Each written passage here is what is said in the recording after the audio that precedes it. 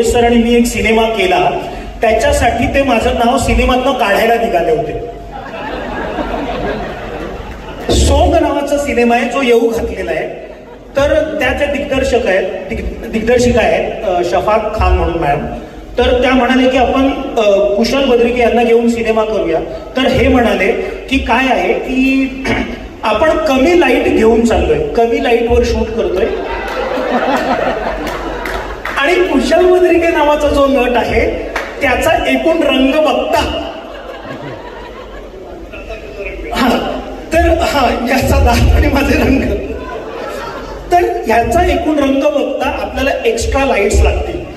तर माझं कास्टिंग हे अभिनयावर कमी आणि मी खूप जास्त काळात दिसत नाही ना या बेसवर झालं. तर मॅडम त्यांना असं म्हणाले की नाही यार इतना भी काला नाही आहे.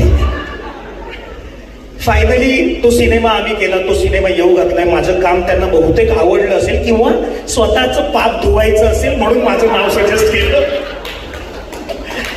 पण मला असं वाटतं की जे काही असेल, जी गोष्ट तुमच्या नशिबात लिहिलेली असते, जी गोष्ट तुमच्यासाठी बनलेली असते, त्या गोष्टीपर्यंत तुम्ही येऊन पोहोचताच. तर मला असं वाटतं जसं संदीपचं नाव सातबाऱ्यावर आलं तसं माझा जीवनाकडचा प्रवास तिथे सुरू झालेला असावा. म्हणजे सांगतो कारण ह्या सिनेमात अरे बापरे हे सांगायचं नाही ना की ह्या सिनेमात काय होतं माझ्या बाबतीत. अरे बापरे खूप रिस्ट्रिक्शन काय सांगायचं आणि काय नाही ह्या बाबतीत. पण मी पुढच्याही भागात दिसणार कर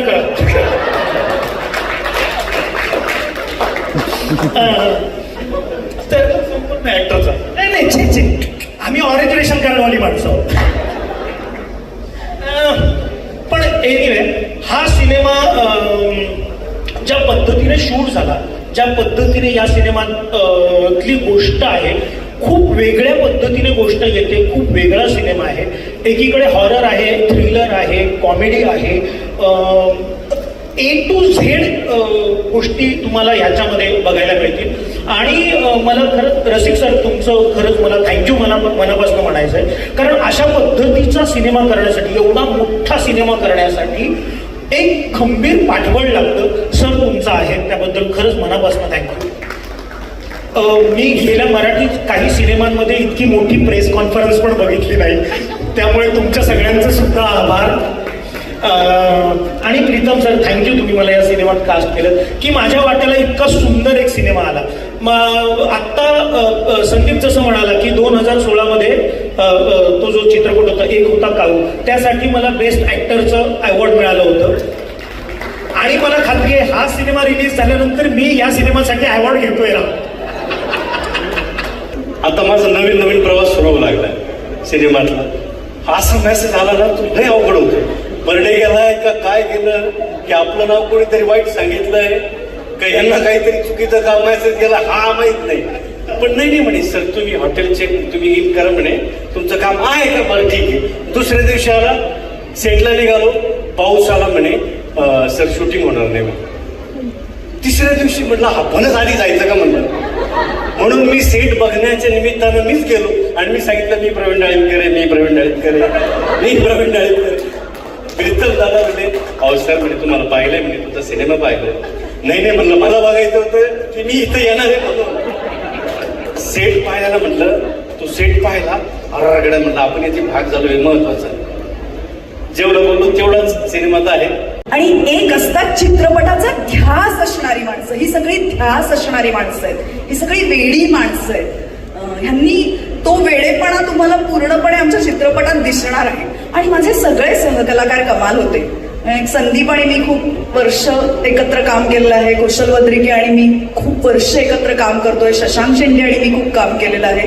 देवदत्त नागे यांच्या बरोबर त्या निमित्ताने काम करायची संधी मिळाली. काही सीन स्मिता मॅडम आणि आम्ही केले, रसिक सर आणि आम्ही काही सीन केले. तर सगळे कलाकार उत्तम होते आणि भट्टी एकत्रित कमाल जमून आलेली होती. आणि लगेच आम्ही सुद्धा दुसरा चित्रपट करतोय. त्यामुळे आमची यावर्षी हॅट्रिक होईल, संदीप आणि माझी सुद्धा. आता काय म्हणशील? हे सगळे सिनेमे कास्ट करणारी लोक असतात कुठे? मला एवढाच प्रश्न आहे माझा आहे, बाकी काय नाही. Okay thank you. प्राजक्ताने फार जबरदस्त काम केलंय. प्राजक्ता एकमेव अशी व्यक्ती आहे जिची मराठीवरची जी वचप काय म्हणतात कड बघितलं इतका जबरदस्त आहे की ते बोलताना काहीच करत नाही. नेहमी वाटतं. आणि चित्रपट माध्यम हे जाऊन येऊन करण्याचं माध्यम नाहीये, तिथे राहण्याचं माध्यम आहे. म्हणजे जेव्हा तुम्ही सिनेमा करत असता तेव्हा तुम्ही पूर्ण त्या प्रोसेसमध्ये असणं महत्वाचं आहे.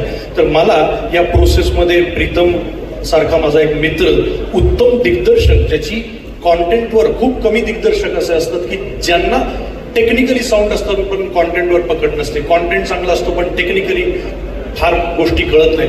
पण प्रीतम हे एक असं कॉम्बिनेशन आहे डिरेक्टर म्हणून. म्हणजे या मंचावर त्याचं खोटं कौतुक करत नाहीये, मी खरं सांगतो की स्टोरी असेल, स्क्रीन प्ले असेल, डायलॉग्स असतील, सिनेमाचा कॉन्टेंट असेल आणि टेक्निकल, ह्या दोन्ही गोष्टींवर पकड असणारी डिरेक्टर मराठी इंडस्ट्रीमध्ये खूप कमी आहेत. आणि आपल्या मराठीला प्रीतम सारखा डिरेक्टर लाभलाय तर आपण खरंच नशीबवान आहोत. त्यानंतर आपला भोवताल आजूबाजूला ज्या पद्धतीचे चित्रपट तयार होत आहेत, मग ते साऊथमध्ये असतील, नाहीतर बॉलिवूड असेल, हॉलिवूड असेल, तर मोठं स्वप्न बघणारा हा यवतमाळसारख्या छोट्या गावातून आलेला हा दिग्दर्शक आहे. मला असं वाटतं की त्याच्या बोलण्यामध्ये नेहमी प्रमोशनच्या आयडियाज असतील, शूट असेल, मोठा सेट, मोठं काहीतरी करायचं आहे. आणि मला असं वाटतं की हा डिरेक्टर जेव्हा मराठीत तर काम करणारच आहे, पण हिंदी, साऊथमध्ये मी त्यांना नेहमी म्हणतो प्रीतमला की तू जेव्हा तिकडे जाशील तेव्हा सुद्धा तितक्याच ताकदीनं तू सिनेमा उभा करशील. कारण 24 तास हा झपाटून गेलेला डिरेक्टर असं मला वाटतं. तो सिनेमाशिवाय दुसरा विचार करू शकत नाही किंवा तो त्याशिवाय जगू शकत नाही. माझं वय त्याच्यापेक्षा जास्त आहे, अनुभव जास्त आहे, परंतु माझ्यापेक्षा जास्त सगळ्या भाषेतले चित्रपट या माणसाने अभ्यास म्हणून बघितले असतील असं मला वाटतं. आणि अशा दिग्दर्शकाच्या हातामध्ये जेव्हा एखादा नट पडतो दिग्दर्शकाच्या हातात, तेव्हा त्या नटाचं सोनं होतं असं मला वाटतं. आणि प्रत्येक अभिनेता कितीही वर्ष झाले, कितीही मोठा झाला, तरी पण तो चांगला डिरेक्टर शोधत असतो की मला चांगला डिरेक्टर मिळायला पाहिजे. आणि हा गोडबोल आहे खूप. डिरेक्टरकडे जे स्किल लागतं, काम कसं काढून घ्यायचं आणि नटांना घड्याळ बघू द्यायचं नाही. म्हणजे जुन्या काळामध्ये शेतकरी सूर्यावरनं ठरवायचे किती वेळ झाली आहे. आम्ही घबाडकुंडला सूर्यावरनच ठरवायचो की आता पहाट झाली, आता सकाळ झाली. आणि दीड म्हणजे चांगलंच आहे, पण दीड शिफ्ट मध्ये ह्यांनी आमच्याकडून काम करून घेतलंय. हॉटेलवर गेल्यावर कळायचं की अरे 1.5 शिफ्ट केली आपली हे. आणि अशा अनेक वेळा, म्हणजे मी त्याच्यावर गाणं सुद्धा केलं होतं, प्रियतम प्रीतम दे मला कॉल टाइम, प्रीतम दे मला कॉल. कारण सगळ्यांना धडधड ना. पहाटे 7ला हॉटेल लावलोय, आता हा दुपारी 2ची शिफ्ट लावणार आहे का 12ची लावणार आहे, आंघोळ करून पळायला लागणार आहे. कॉल टाइम सतत प्रीतम दे मला कॉल टाइम. 1.5 शिफ्टाची शूटिंग झाली, आता मी थकम.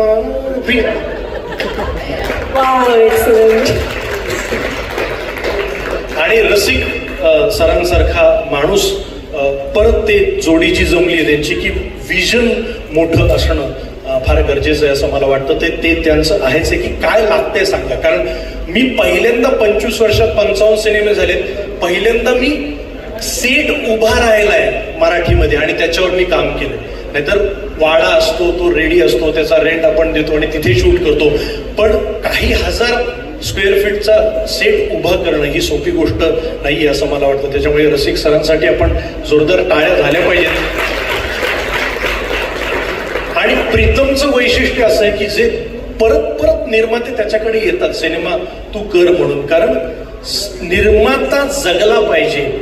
आत्ता मराठीची गरज ती आहे असं मला वाटतं की सिनेमा चालला पाहिजे, त्याच्या आधी निर्माता जगला पाहिजे असं मला वाटतं. त्याच्यामुळे नटराजाच्या चरणी आजच्या दिवशी एवढीच प्रार्थना करतो की घबाडकुंड हा सिनेमा खूप चालू दे, सुपर डुपर हिट होऊ दे. त्यांनी जे पैसे टाकलेले आहेत त्याच्या 4x5x10 यांना मिळू दे, कारण असे निर्माते पैसे आल्यानंतर परत चांगला सिनेमामध्येच इन्व्हेस्ट करणार आहेत, ते दुसरीकडे कुठे इन्व्हेस्ट करणार नाहीयेत. त्यामुळे चालू दे, कारण इंडस्ट्री चालली पाहिजे. फक्त ऍक्टर्स नाही तर आज तुम्ही स्पॉटदादाला सुद्धा स्टेजवर बोलवलं, त्यांच्यापासून ते डिरेक्टर ऍक्टर्स पर्यंत सगळ्यांची उपजीविका, सगळ्यांचं पोट या क्षेत्रावर आहे. त्याच्यामुळे सिनेमा चालणं, निर्माता जगणं हे मला अत्यंत महत्वाचं वाटतं.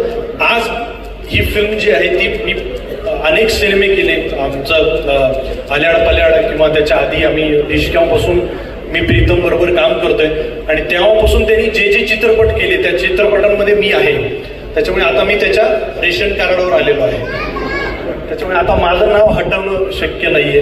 आणि आजच्या दिवशी मी 25 वर्ष, जसं मगाशी म्हणालो की 25 वर्षाचा हा माझा प्रवास आहे. पहिल्यांदा माझ्या भोवतीचं की सेंटर कॅरेक्टर जे आहे ते माझ्या भोवतीचं असं काहीतरी येतंय, त्यामुळे मनापासून आनंद होतोय. लक्ष्मीकांत बेर्डे सरांची आज फार मला आठवण होते. त्याचं कारण असं आहे, 2001 साली मी त्यांच्यावर नाटक केलं, सर आले धावून.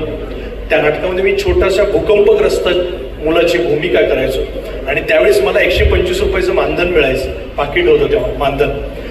तेव्हा मी त्यांना म्हणलं होतं, तेव्हा मी खूप हडकुळा होतो, दात बाहेर, तेव्हा खरंच हॉरर दिसायचो. आता जर हँडसम दिसतो. तेव्हा मी त्यांना म्हणलं होतं की लक्षामा सर मला ना ते डेंटिस्ट कोणी ओळखीचे असतील तर सांगा ना. ते म्हणजे कशासाठी म्हणून नाही, ते मला जरा क्लिप लावून घ्यायचे, ते फार लोक माझ्यावर पंचेस मारतात हो, खूप टॉन्टिंग करतात, तर मला ते आतमध्ये घ्यायचे दात. तर लक्ष्मीकांत बेर्डे मला जवळ घेतलं आणि मला म्हणाले की संदीप, हा विचार कधीच मनामध्ये आणू नकोस आणि हे जे तुझे दात बाहेर आहेत ते तसेच राहू दे. काही वर्षांनी ती तुझी आयडेंटिटी बनेल आणि तुझ्या भोवतीचे चित्रपट यायला लागतील, तेव्हा तुला माझी आठवण होईल. तर मला आज लक्ष्मीकांत बेर्डे सरांची आठवण होती की याच्यातून खूप मोठा मेसेज त्यांनी दिला की दिसणं महत्वाचं नाही, असणं फार महत्वाचं आहे असं मला वाटतं. आणि मी या चित्रपटाचा भाग आहे. युनिव्हर्स जो आहे तर त्याचा एक महत्वाचा भाग आहे, याचा मला मनापासून आनंद होतो. ही संधी मला दिली, माझं बोलणं शांतपणे ऐकून घेतलं, धन्यवाद. पण आपल्या मायनी, आपल्या आईने सुद्धा बनवलेला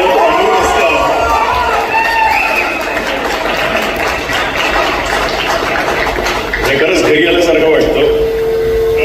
मी आणि प्रीतम आम्ही खूप जुने मित्र आहोत आणि क्रिकेट खेळता खेळताच मला प्रीतम म्हणाला, मी फिल्डिंग करत होतो, दादा एक आपल्याला प्रोजेक्ट करायचा आहे. म्हटलं हा. क्रिकेटच्या ग्राउंडवर प्रोजेक्ट आमचा ठरत होता, पण कदाचित तो दुर्दैव म्हणा काय म्हणा, तो प्रोजेक्ट झाला नाही. काही पिरियड नंतर परत प्रीतमचा मला फोन आला की दादा एक प्रोजेक्ट करतो मी, त्याच्यामध्ये असं असं कॅरेक्टर करणार का.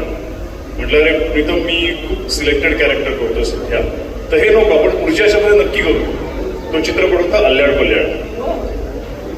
आणि नंतर परत काही दिवसानंतर मला प्रीतमचा फोन आला की दादा हे कॅरेक्टर तुझ्यासाठी लिहिलेलं आहे, ह्याला नाही म्हणायचं नाही. सो त्या ह्याच्यावरनं माझी कबाडकुंडला सुरुवात झाली. कबाडकुंडाच्या सेटवर आल्यावर पहिलं काय झालं तर कुशल, प्राजक्ता, वैष्णवी, स्मिताजी, रसिकजी, संदीप, आमचे सगळे हे मित्र, मला मैत्रीचा कबाड मात्र मला तिकडे मिळालं. खरंच सांगतो, संदीप आणि मी मगाशी आम्ही ह्या एकाच खुर्चीवर असे बसलो होतो, कारण आमचा एक फोटो असा आहे सेटवरचा की संदीप बसलाय पहिल्याच दिवशी आणि आम्ही त्या खुर्चीवर, संदीप त्याच्यानंतर त्याच्या मांडीमध्ये मी बसलोय. आणि खरंच सांगतो तो बऱ्याच लोकांना आवडला, म्हणून तसं म्हटलं की ते रिपिटेशन व्हायला हरकत नाही. मराठी चित्रपटाच्या ऑफर्स तशा येत नव्हत्या, कारण आपल्या मराठी चित्रपटाचे जे दिग्दर्शक आहेत त्यांना प्रतिभा लागते. त्या आर्टिस्टची जी प्रतिभा संदीपकडे, जी प्रतिभा प्राजक्ताकडे, कुशलकडे, सगळ्यांकडेच आहे. मी अजून त्या ह्याला पोहोचलो नव्हतो, त्याच्यामुळे कदाचित मला त्याची हाक येत नव्हती.